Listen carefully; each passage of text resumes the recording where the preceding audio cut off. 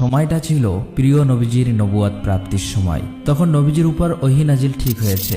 ঠিক এমন সময় সেখানে দেখা যায় কাবা ঘরের সামনে নতুন নতুন মূর্তি সাজানোর জন্য ভিন দেশ থেকে একটি কাফেলা বিভিন্ন রকম মূর্তি নিয়ে মক্কায় আসে। আবু সুফিয়ান এবং উমাইয়া ইবনে খালফ তখন তাদেরকে দেখে অনেক খুশি হয়। তার কিছুক্ষণ পর আবু লাহাব ঘরের ভিতরে মূর্তিগুলো সাজাতে থাকে। সেই সময় তার স্ত্রী বলে, তুমি মোহাম্মদকে কেন আটকাচ্ছ না? সে তো চাইলে তার স্ত্রী খাদিজাকে নিয়ে অনেক সুখে থাকতে পারে, তাহলে সে কেন বারবার আমাদের বিরোধিতা করছে? আবু লাহাব বলে, ভয় পেও না, আমাদের খোদা আমাদের রক্ষা করবে। মক্কার অবস্থা তখন এমন হয়েছিল যে মক্কার ভিতর এবং আশেপাশের সব জায়গায় মূর্তি পূজায় চলত।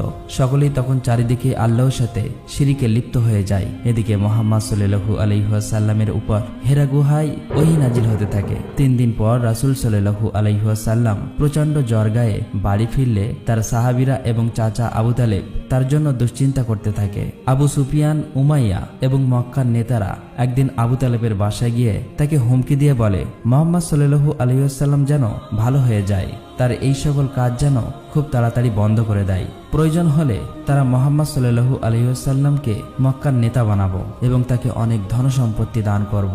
কিন্তু রাসূল সাল্লাল্লাহু আলাইহি ওয়াসাল্লাম তখন তাদের সকল কথা প্রত্যাখ্যান করে দেয়। এদিকে উতবা ইবনে রাবিয়ার ছেলে হুজাইফাকে ইসলাম ধর্ম গ্রহণ করার জন্য শাসন করতে থাকে। পরে ইবনে হুজাইফার বোন, যে কিনা আবু সুফিয়ানের স্ত্রী, এবং তার ভাই ওয়ালিদ ও তার বিরোধিতা করতে থাকে। হযরত হুজাইফা তখন ঘর থেকে বার হয়ে চলে যায়। ওদিকে মক্কার শাসকদের ভয়ে নবীজির সাহাবীরা লুকিয়ে লুকিয়ে সারা রাত ইসলাম ধর্ম গ্রহণ করতে থাকে। একদিন তারা আল্লাহর ইবাদত করতে করতে সকাল হয়ে গেলে যে যার বাসায় লুকিয়ে লুকিয়ে চলে যায়। নবীজির এক সাহাবা সারা রাত বাড়ি না ফেরায় তার বাবা মা তাকে নিয়ে দুশ্চিন্তা করছিল। বাসায় ফিরলে তার বাবা মা তাকে বলে, তুমি কোথায় ছিলে? এমন সময় তাদের ঘরে থাকা মূর্তিটি হাতে লেগে পড়ে সেখানেই ভেঙে যায়। তার বাবা বলে, তুমি এটা কি সর্বনাশ করলে? এতদিন যে খোদা আমাদের রক্ষা করত, তুমি তাকে ভেঙে ফেললে। তখন ওই সাহাবী বলে, যে খোদা নিজে নিজেকে রক্ষা করতে পারে না, সে আমাদের কিভাবে রক্ষা করবে? তার বাবা মা তখন বলে, তুমি মুহাম্মাদের সাথে মিশে নিজের বিপদ নিজেই ডেকে আনছো। তখন সাহাবী বলে, মোটেও না। সে তখন রাসূল সাল্লাল্লাহু আলাইহি ওয়াসাল্লামের বাণীগুলো শোনাতে থাকে। এক পর্যায়ে তার বাবা মা তাদের ভুলগুলো সব বুঝতে পারে এবং ইসলাম ধর্ম গ্রহণ করে নেয়। পরের দিন মক্কার নেতারা এসব জানতে পেরে ওই সাহাবীকে ডেকে আনে। সকলেই ওই সাহাবীর সামনে রাসূল সাল্লাল্লাহু আলাইহি ওয়াসাল্লামের সম্পর্কে হাসি ঠাট্টা করতে থাকে। উমাইয়া তখন তার গোলাম বেলালকে বলে, বেলাল, তুমি ওকে ততক্ষণ মারতে থাকবে যতক্ষণ ও নিজের ভুল বুঝতে না পারে। কিন্তু হযরত বেলাল জানতেন রাসূল সাল্লাল্লাহু আলাইহি ওয়াসাল্লামের সকল বাণীগুলি ছিল সত্যবাণী। সে মনে প্রাণে আল্লাহকে ভয় করতেন। ফলে সে তার মনিব উমাইয়ার মুখে বলে দেয়, না, এটা আমি কখনোই করতে পারবো না। উমাইয়া তখন হযরত বেলালকে মরুভূমিতে নিয়ে অমানবিক অত্যাচার করতে থাকে। তখন সেখানে নবীজির পালক পুত্র জাহেদ আসে এবং বলে, আবু বকর এই গোলামের জন্য 200 দিনার দিতে রাজি আছে, তুমি তাকে মুক্ত করে দাও। উমাইয়া তখন এই দিনারগুলো দেখে হযরত বেলালকে মুক্ত করে দেয়। এদিকে নবীজির কাছে ওহী নাজিল হওয়ায় মক্কার লোকেরা যেন সকলের সামনে ইসলাম প্রচারের কাজ চালিয়ে যায়।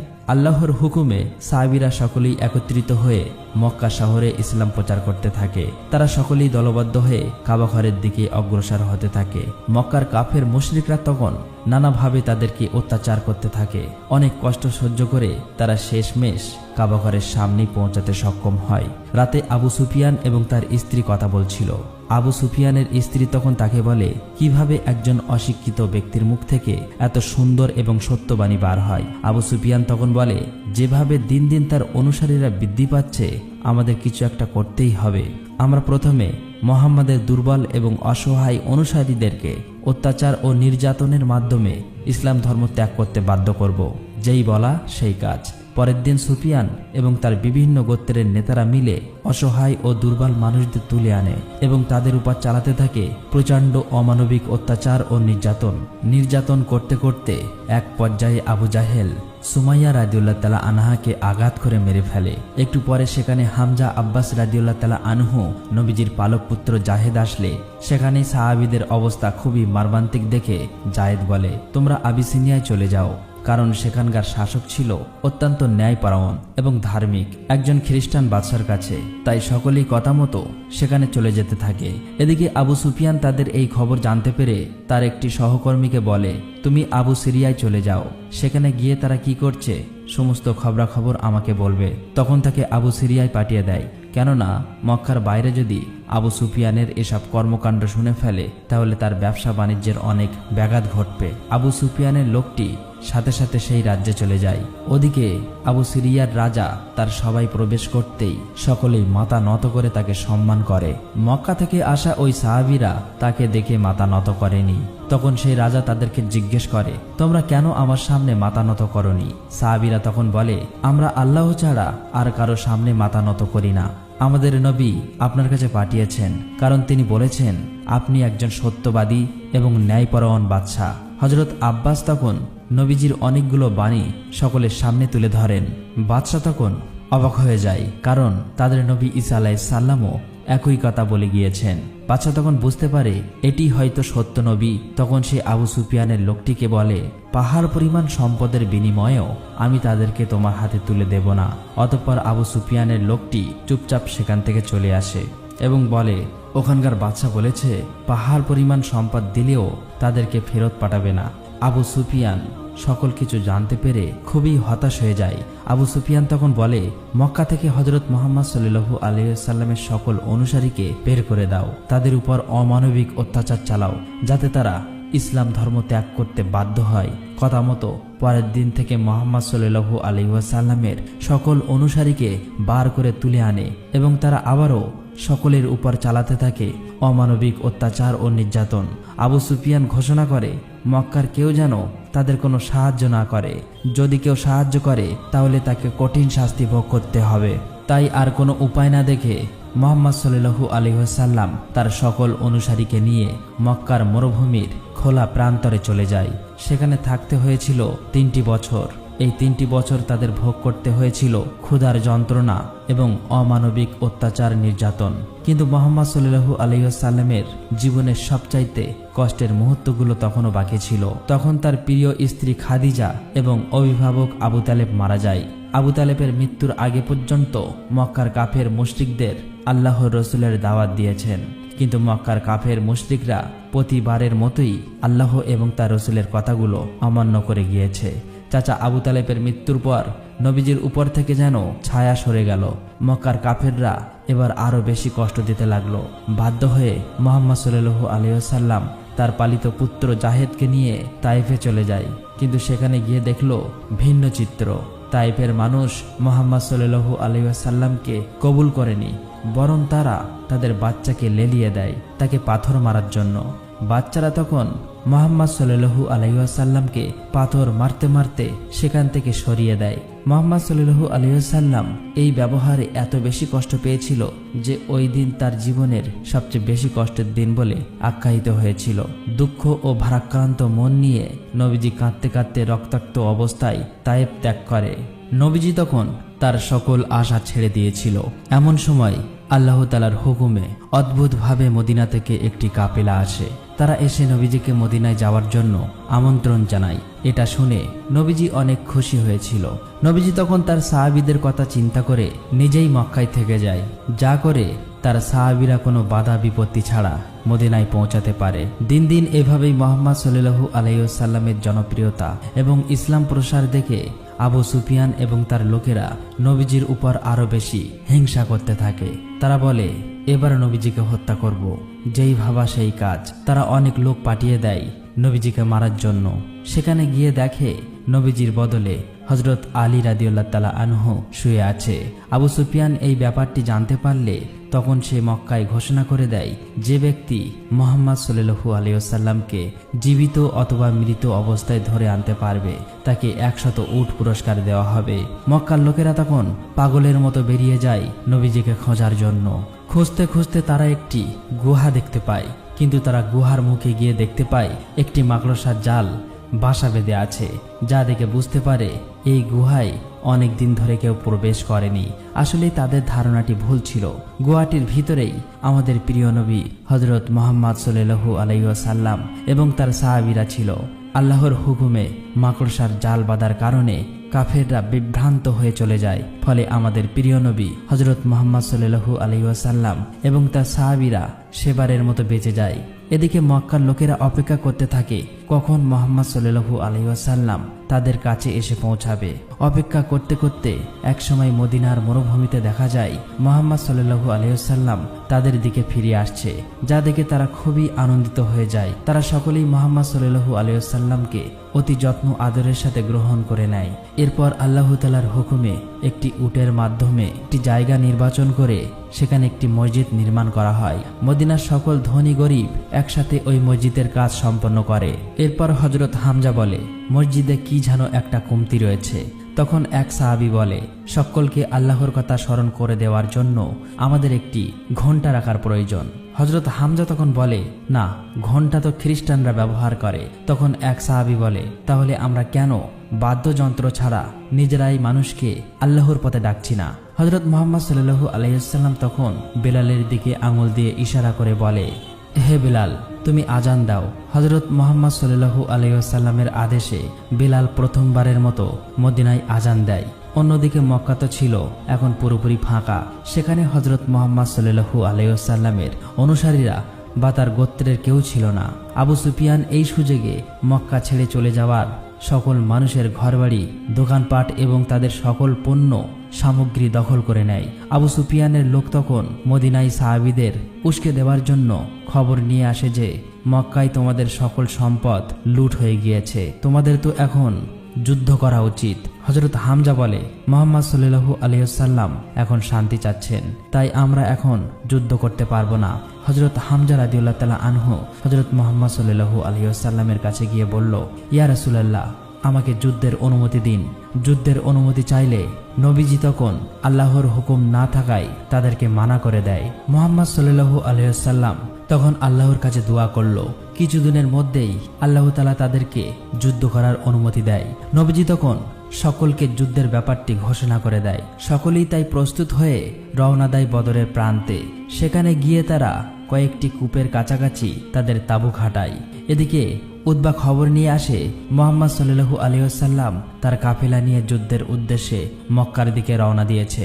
এবার মক্কা থেকে সকল কাফেররা যুদ্ধের জন্য বদরের দিকে রওনা হলেন। আবু সুফিয়ান তাদের সাথে না গিয়ে সে মক্কা থেকে লুট করা সম্পদ নিয়ে বাণিজ্য করতে বেরিয়ে পড়ে অন্য দেশের দিকে।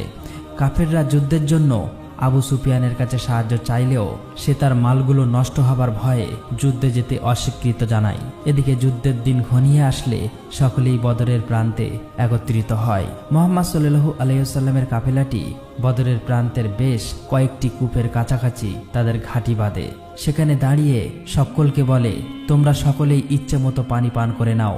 পানি পান করা হয়ে গেলে প্রতিটি কূপের মুখ পাথর দিয়ে ঢেকে দাও। সবাই ইচ্ছে মতো পানি পান করে প্রতিটি কূপের মুখগুলো পাথর দিয়ে ঢেকে দেয়, যাতে করে কাফেররা এসে সেখানে পানি পান করতে না পারে এবং এর ফলে তারা শারীরিকভাবে দুর্বল হয়ে পড়বে। মুহাম্মদ সাল্লাল্লাহু আলাইহি ওয়াসাল্লাম যেমনটি ভেবেছিল ঠিক তেমনটি হয়েছে। কাফেররা অনেক দূর থেকে আসার কারণেই পিপাসায় তারা কাতর হয়ে পড়েছিল, যার কারণে সংখ্যায় বেশি হলেও যুদ্ধের জন্য তারা শারীরিকভাবে ছিল দুর্বল। যাই হোক, এক পর্যায়ে যুদ্ধ শুরু হলে সেখানে কাফেরদের সাথে মুসলমানদের অনেক রক্তপ্রাপ্ত একটি যুদ্ধ হয়। কিন্তু ভালো সংবাদ এটি ছিল যে সে যুদ্ধে আবু সুফিয়ান বাদে মক্কার বড় বড় প্রায় সকল নেতারাই মারা গিয়েছিল। এভাবেই মাত্র 313 জন সাহাবী নিয়ে মক্কায় হযরত মুহাম্মদ সাল্লাল্লাহু আলাইহি ওয়াসাল্লাম বদরের যুদ্ধে জয়ী হয়। বদরের যুদ্ধে জয়ের ফলে মুসলমানদের ক্ষমতা পূর্বের তুলনায় অনেক বৃদ্ধি পায়।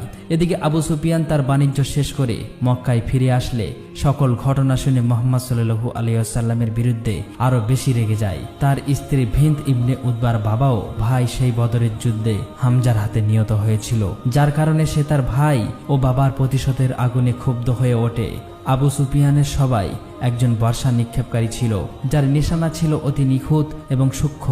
আবু সুফিয়ানের স্ত্রী তখন সেই বিক্ষোভকারীর কাছে গিয়ে বলে, তুমি যদি হযরত হামজাকে মারতে পারো তাহলে আমি তোমাকে অনেক স্বর্ণ মুদ্রা দেব এবং তোমাকে আজাদ করে দিব। এভাবেই কেটে যায় 1 বছর। এক সাহাবী মক্কা থেকে একদিন খবর নিয়ে আসে মক্কার লোকেরা তাদের বদরের যুদ্ধের প্রতিশোধ নেওয়ার জন্য আবার নতুনভাবে যুদ্ধের প্রস্তুতি নিচ্ছে। তারা সংখ্যায় মুসলমানদের তুলনায় অনেক বেশি, তাই মুসলমানদের জন্য এটি ছিল একটি দুশ্চিন্তার ব্যাপার। দেখতে দেখতে এভাবেই সময় ঘনিয়ে আসে। সকলেই উপস্থিত হয় উহুদ পাহাড়ের সামনে। মুহাম্মদ সাল্লাল্লাহু আলাইহি ওয়াসাল্লাম সাহাবীদেরকে দুটি দলে ভাগ করে দেয়। একটি দল যুদ্ধ করবে এবং অপর একটি দল পিছন থেকে জামালে রোম নামের একটি পাহাড়ে দাঁড়িয়ে পাহারা দেবে, যাতে করে শত্রুরা পিছন থেকে আক্রমণ করতে না পারে।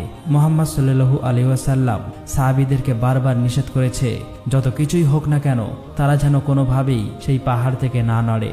কিছুক্ষণ পর শুরু হয়ে যায় আবারও সেই রক্তক্ষয়ী যুদ্ধটি।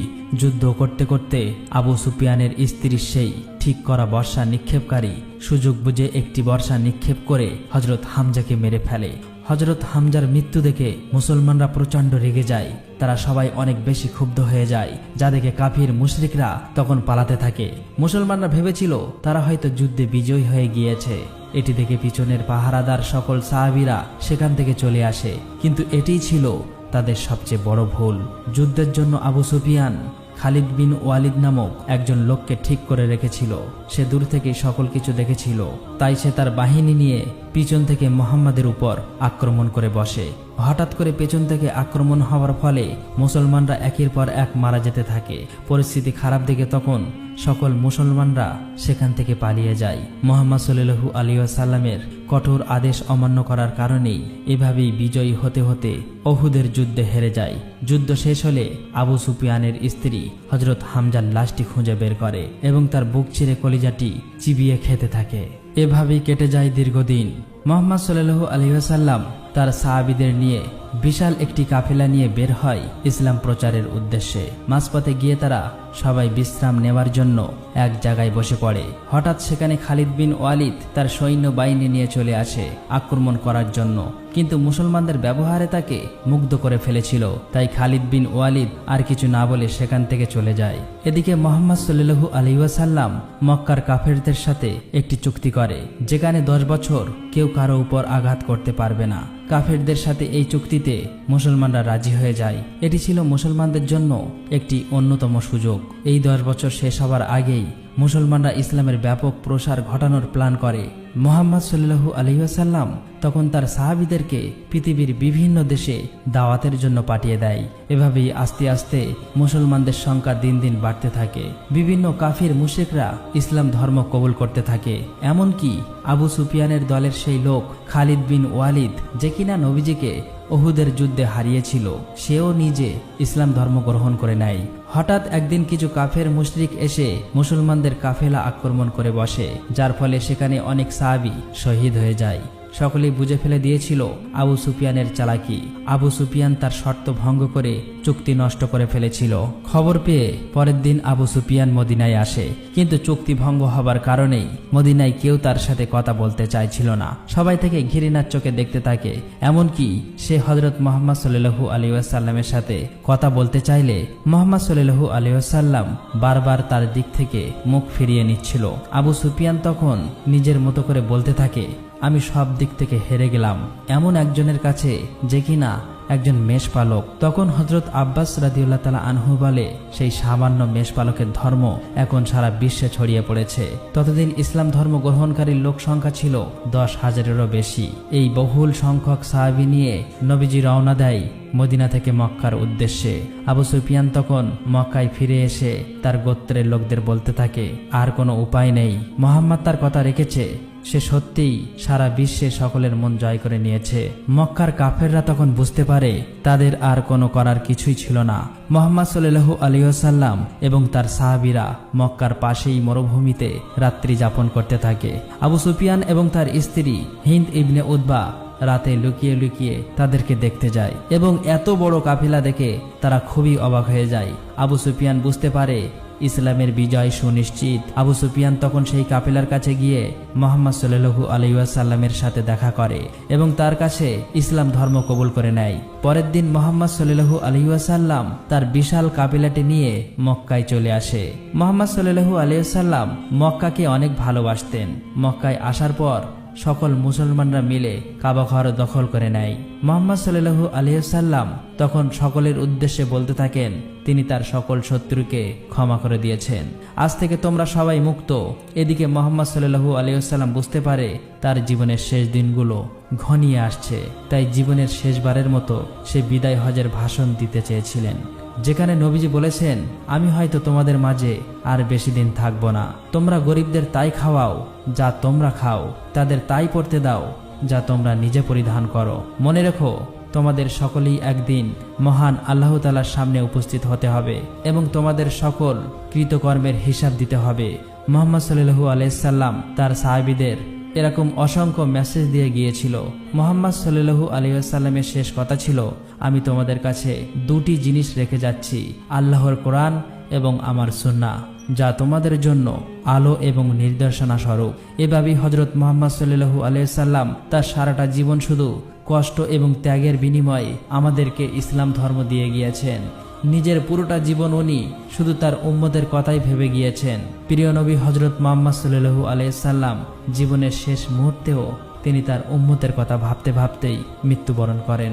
তাই আমরা সকলেই চেষ্টা করব আমাদের প্রিয় নবী হযরত মুহাম্মদ সাল্লাল্লাহু আলাইহি সাল্লামের সকল সুন্নাহগুলোকে আঁকড়ে ধরার এবং কোরআনের আলো দিয়ে নিজেদের জীবনকে গড়ে তোলার। আমার বিশ্বাস, মুহাম্মদ সাল্লাল্লাহু আলাইহি সাল্লামের জীবনী প্রতিটা মুসলমানের জন্য গর্বের এবং শিক্ষণীয় বিষয়।